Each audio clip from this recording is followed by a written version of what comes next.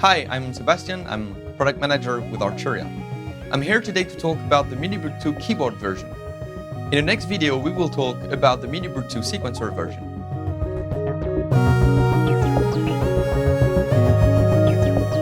MiniBrute 2 features a 25-key keyboard with velocity and aftertouch. You can use the octave button to transpose the keyboard up or down.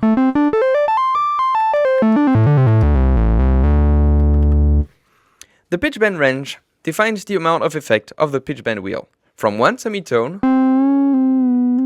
to 12 semitones.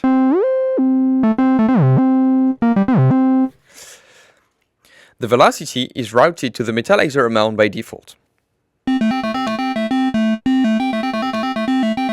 Of course, you can take the velocity CV output and patch it to any other destination. Here is a quick example with the velocity controlling the filter cutoff directly.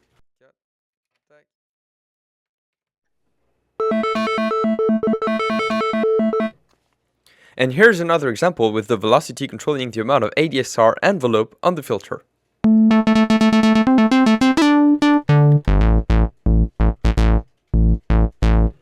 The mod wheel and aftertouch are two modulation sources that rely on the same CV output called mod.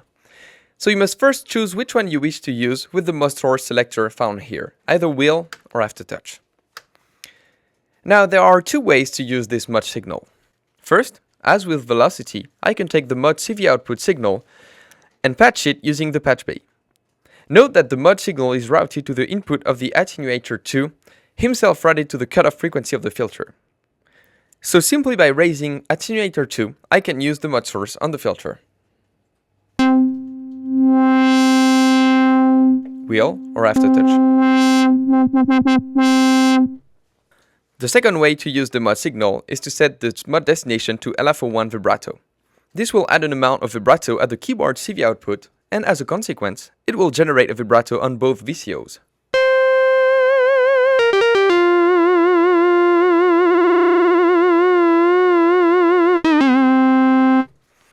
MiniBrute 2 features a 64-step sequencer.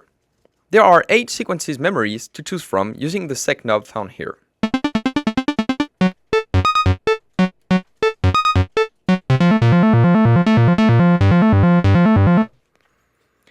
Let's first select the sequence we want to rewrite. Now I will show you the two ways of entering notes in the sequencer, either step or real-time recording. To record notes in step mode, the sequencer needs to be stopped. When I press record, the sequencer will wait for me to enter note. I can also enter silences by pressing the tab button, and I can make longer notes by holding the note and pressing the tab button again.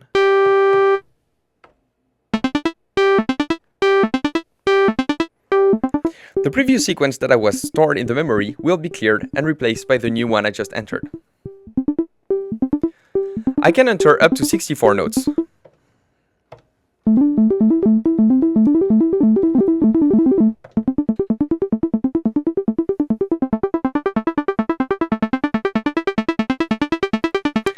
Now, real-time recording happens when record and play are active at the same time.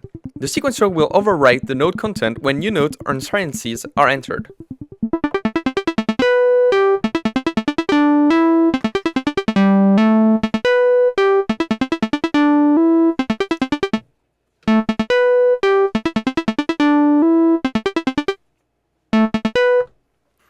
Once my sequence is recorded, I have the ability to modify the notes that were entered using the append and clear last functions. Let's start with a simple 4-step sequence and see how it works. As we just saw, when pressing record directly, I will clear my previous sequence as soon as I enter the note. In this case, I want to edit my sequence. What I will do is press Shift plus record to append new notes at the end of the sequence. Now, any note I press will be added to the previously recorded sequence.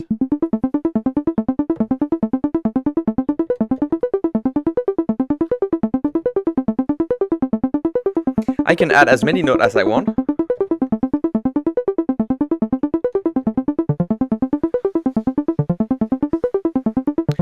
Note that append can work as the sequencer plays. To switch between real-time recording and append, I use the record button.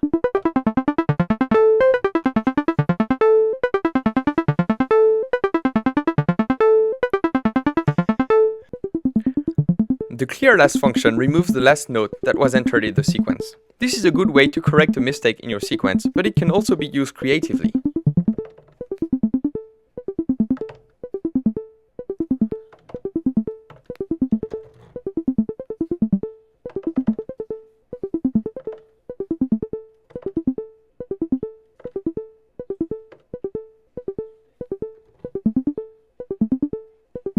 There are various other ways to perform with the sequence. I can set the time division,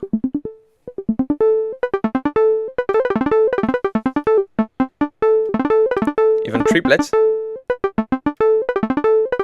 I can use the metronome too.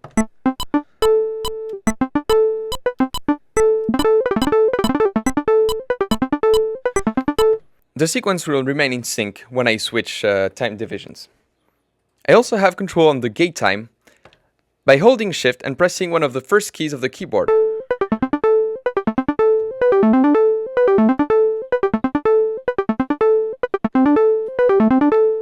I can also set the amount of swing.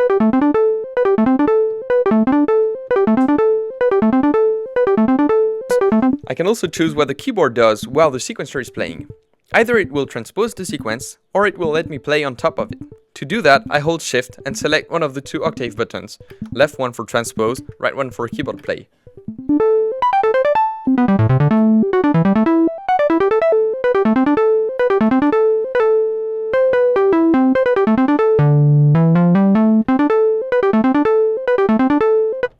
The arpeggiator shares some features with the sequencer. Let's start by setting ourselves in ARP mode. There are multiple ARP patterns to choose from.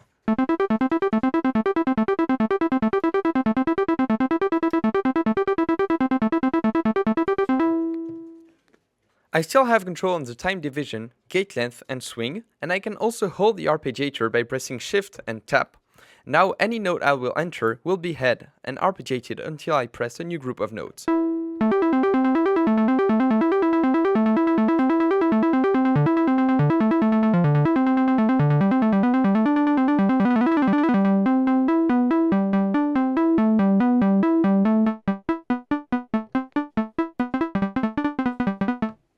The Sync button lets me choose whether I want to synchronize to the internal clock, as defined by the rate knob, or with the USB, MIDI or analog clock. So thank you for watching. As I said at the beginning, the next video will be about the Mini Brute 2S and how to use its sequencer.